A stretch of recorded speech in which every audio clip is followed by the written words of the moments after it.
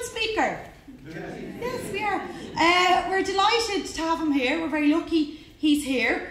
He's a wealth of knowledge. He's an ecologist.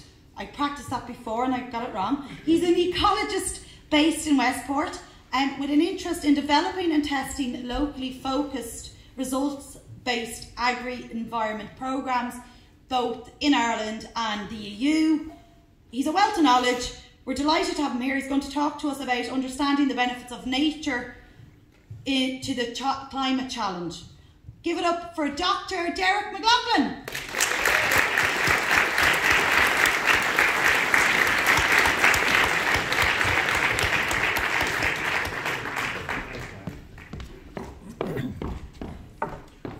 Great stuff. It's fabulous to see such a wonderful crew here today. Great to have a full house and great to see the children here as well. And it's mighty. That's where obviously our future is and so on. I suppose the first thing is I'm an ecologist, I'm a scientist, I suppose. I look like a scientist, I've got my glasses and everything else as well. If you had to pick out what profession is this guy, I'd say you'd have it down. Particularly I think the under 12s would probably identify that very quickly. I suppose the first place I'd rather think about is something that Dave said at the very beginning. And it was the question, or he finished his speech with the idea of what if. And I suppose the what if for me would be able to walk into a shop, a supermarket, a market, over a glossary or whatever else as well. You'll typically see a label of a price label on the shelf, whatever shelf it is.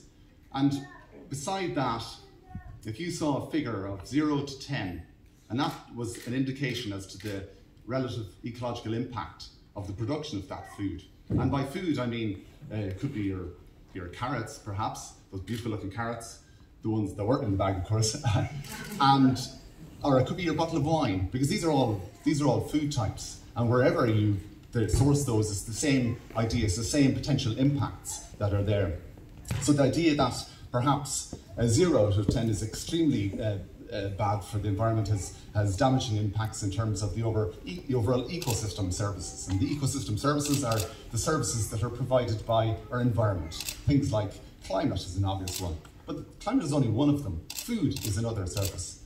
We've got flood relief, carbon sequestration, all of these are things that we depend on. And interestingly enough about food as well, is that there's very little, I've often thought about it, and I'm sure there's people in the audience much cleverer than me that can think of things, other than one that comes into my mind, that we eat regularly, that wasn't living at some point or other. Everything we use, our clothes, our medicines, our fuel, for example, our hydrocarbons that we put into our car, was all living at some point or other. So we are biodiversity, we are part of biodiversity. It's an awful word, biodiversity, biological diversity. It's a mouthful. It's just nature, really. That's what it is. So, I suppose just as an introduction to myself, I'm from Westport. I was not quite born here, but I was certainly raised here. And as a kid, I was out, mucking around in Berthrad, surfing in Carnoustie, up Crowpatrick, up the hills, Bracklin Woods. I suppose there was the town park down here that isn't there anymore. It's where the cinema was. There, we'd had the odd can of cider or whatever else it might be. But it developed a love for nature there, and it's something that's really, really part of me, and it has given rise to what I do as an ecologist. And a massive part of that is the strong sense of pride that I have, and that we all have individually, wherever we're from, in our surroundings. And it's essentially who we are. And it's that sense of pride in what we do, be you a food producer generally, or farmer, or whatever you do. It's an extremely, extremely important aspect of our identity and our raison d'etre, I suppose, as such. As an ecologist, I've done lots of work over the last 20 years, I suppose, on a whole range of different species, research on different bird species, and different plant species, on habitats and the links between each of those. I've worked with colleagues throughout the country and other member states of European Union and other countries throughout the world, in fact.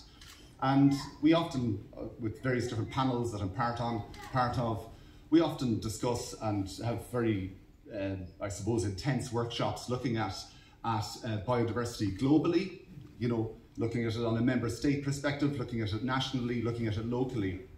And one can't get away from the idea and from the fact that our biodiversity, we're losing it very, very quickly, at an immense rate, in fact. And in fact, so many of our very important species, take for example the obvious ones like corncrake and curlew, these ones that are mainstay. You know, Theo very eloquently talking about his experience on Clare Island, and when Ciara, his mother, moved to Clare Island, there would have been lots of corncrake out there. There would have been yellowhammer. It would have been a very different world. And now Theo and his wonderful sister Maud as well, you know, are growing up without those. So that's a part of one's identity and pride in one's area that isn't there anymore. So that's a massive factor behind where we're at. And you know, we hear of people that maybe, you know, think about climate and biodiversity and all the other various different things as being quite separate, but they're all in the one. They're all in the one. The trends are very clear. And these various panels that I'd be part of, the soil scientists, and they're talking about the exact same thing. They're talking about the fungus and microorganisms there and the decrease in the diversity of those. And it's the diversity that gives us stability. You can't sit in a stool with only, well, I suppose you could with the super duper designers now, with only one leg, of course. And I'm sure there's plenty in the audience as well that have designed these wonderful things, the one-legged stool. I'm not going to sit it, I'm not going to chance that one. As I say, once bitten, twice shy. But with this, I suppose, loss of biodiversity or loss of nature, it's not just a case of, oh, there was a lovely grassland there, or a lovely peatland or woodland or whatever it is. That's obviously a nostalgic part of it, a part of our culture, our natural heritage and so on. But it's those associated services that are lost with that. That's a massive issue. Those, for example, every 6 years, Ireland, as a state, we report to the European Union as to the state and the health of our protected habitats. For example, taking our wetland habitats, or even our grassland habitats. In fact, probably about 90% of our habitats are in bad status, and they're declining. They're deteriorating. The ecological quality is very poor. They're getting smaller, they're shrinking, and that's really alarming. And these are our most important habitats. These are our rarest habitats. These are the ones that have the highest level of protection in the EU. So from a European perspective, these are the #1. So what's happening outside of those? And the associated services, like this loss of habitat or whatever else, well, it's just an indicator as to where we're at. The loss of these and the associated services that they provide, the peatlands that sequester carbon, the diverse species within the grassland habitat that nourish the microorganisms and fungi and all of the rest within the soil structure. The flood relief that's provided by slowing the flow through catchment areas. The list goes on. Even our aesthetics. Why is Ireland such a great place to go on holidays from a tourism perspective? Because it's natural, because it's lovely, and it's nice habitats and whatever else as well. You know, ultimately that's what people think of when they think of 40 Shades of Green. So what has given rise to the loss of our habitats and our biodiversity and the kind of kerfuffle that we're in as such? I suppose my main role and my main work at the moment is involved in agricultural policy, and agriculture is pretty much what I do most days, particularly the policy side of things. And I apologise to everyone under whatever age, all the younger crew, talking about policy is the most boring thing you could possibly have. But someone said to me in my earlier years as an ecologist that if you want to change the world, you do it through policy, and it sounds like a very boring and disappointing thing to be told, but actually the guy that said that, he's right, because ultimately that's what is a big driver as well, is the policy side of things. And I suppose from an agricultural perspective, it covers almost 3/4 of the land area of Ireland. 3/4 of the land area of Ireland is under agriculture. It's been farmed for one reason or another. So agriculture has a huge impact. We're part of the EU, and one of the main, it sounds like something that's dragged out of the rubble, which I suppose it is in some ways, is the Common Agricultural Policy, and it's a massive policy that essentially came out at the end of World War II, out of the rubble of World War II perhaps, to ensure food security, and that's a massive driver of what happens on the ground here.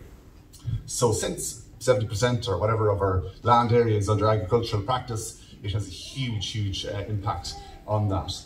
And it's very much the idea that someone grows, or produces a kilo of beef, and it'll cost about €5, €5.50 to produce that kilo of beef, for example. And when they go to the market with that kilo of beef, they only get about €3.50 for it. So that's a loss of €2 a kilo, which is phenomenal. It makes 0 sense. And the byproduct of that is the loss of all these important ecosystem services. So what's wrong there? It's the policy that's wrong. It's a very dangerous message, and it's a very dangerous signal that we have, and it's a massive negative driver, I suppose. But perhaps enough of the negative talk. What are the solutions to that? Well, the one solution I would talk about is back to the what if at the very beginning, and that comes down to a potential solution looking at a results-based approach to these. If, for example, your food was judged on your scale of 1 to 10, with there 10 being extremely high ecosystem services that have been provided through the production of that food, that's fantastic. It could be anything. I see Killian up there. It could be beer, for example. Like, what's happening there? What's that rating? Is it a 6 out of 10? Is it a 7 out of 10? And of course, that adds to the value. And linking that to the farmer payments, of which are phenomenal from the EU. 40% of the EU budget it goes to CAP. So if farmers' payments are related to the relative ecological quality of their land, the better the quality of the land, the higher the payments that they get. So farmers today have no option. There's no market for ecosystem services. We're here because of the climate crisis and so on, and a food crisis. If the quality of the land was related to the payments that they get, it's a very different business then. Your market is not just food, that's just one ecosystem service, but a whole range of ecosystem services, including carbon sequestration, biodiversity, and all of the rest. So that approach allows the freedom to farm as well. You don't need the regulations with that, because it's up to the farmer themselves, and farmers are immensely innovative, probably the most innovative of anybody in society. And they adapt to what the market dictates. And if the policy dictates that you're just agricultural production, and that's the only way that you can earn your money or whatever, they'll do that. But if it's the associated ecosystem services that have been provided for as well, that can be done too. And they will be 100% behind and will work on that, and they need to obviously stabilise their income and so on. So we've got very, very good examples of that as well. We have the Burn programme, and that's exactly what it does. It rewards farmers to benefit that local landscape, and with all the co-benefits of that as well. In Mayo, for example, a project that I'm working on myself, which is a pearl mussel project EIP, we've got we're looking at the top 8 catchments for freshwater pearl mussel in Ireland. One of them is down in Delphi there as well. And that's a pilot project that will run for the next 3 or 4 years. And that's testing this approach, this results-based payment system for agricultural services, for environmental services rather. So I suppose the big thing with that is that the farmers have the freedom to farm, they know the land well. It's back to where this pride, the strong sense of pride and identity that comes from farming your land, comes from knowing the nature, your nature, and it allows them to farm without the general regulations and all of these kind of things of having to certify this and certify that. If it's very straightforward, your field is 10 out of 10 or 5 out of 10 or 6 out of 10, it's very, very clear through a kind of a scorecard system and whatever. There's a lot of information of that online for anyone that's interested there as well. And I must congratulate Katrina and Dave and all of the team on the Edible Landscape Project as well, because I'd see the Edible Landscape Project as being an urban version of what I'm just talking about, this idea of production of food and the associated ecosystem services. Because again, I know I've said it already, but it's worth saying again, food is just one single aspect of the services that are provided to us by nature. So what can we do? Theo talked about having a conversation. Talk about the food that you're eating with the people that you're eating it with.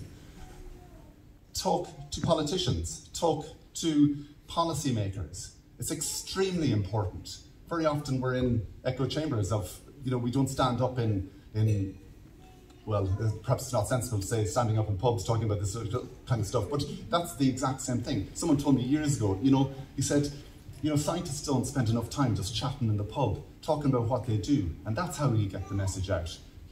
it's being willing to talk about what what the problems are. So from a policymaker perspective, that's a huge part, because policy needs to switch towards this results-based approach. And interestingly enough, talking to people in the European Commission that are very interested in this, they're hugely supportive of the results-based approach, and they really want the next CAP, the next Common Agricultural Policy, to reflect this idea and this incorporation of this results-based payments for ecosystem services. And their big concern when we say is that this needs to be done, they say, yes, we know that, but their concern is how do we incentivize member states to take this on, to take the kind of the leap of changing this overall system. You talk to the member states and they say, oh, well, the European Commission now won't be so happy with that. So it's a kind of catch-22 in some situations. But the big message is that if, from a political perspective, this message and these solutions are coming back, well then that gives an open door. The RDP, the Rural Development Programme, which gives rise to how our money is spent in the rural economy, has been written at the moment. And from my perspective, we're very much looking to have this written in, that we can have these locally focused agricultural agri schemes, be it for Clare Island or be it for kind of the general west coast of upland areas in Ireland, or be it Midlands of Ireland or whatever else as well. So I suppose in conclusion, I think the production of these services is something that will ultimately, the production and the acknowledgement of these ecosystem services is something that if comes into place, and when will come into place, and is necessary to come into place, but they will ultimately perform that sense of pride in one's farm and one's community, because that's what it's all about. It's about that balance between pride of place, community, self-respect, identity, and where people are being paid for the ecosystem services through the end consumer, which is a massive, massive driver, as well as the policy. They're both even as such. That's exactly where the power ought to lie. So, look, thank you very much for that, and delighted to be asked to speak. Thank you.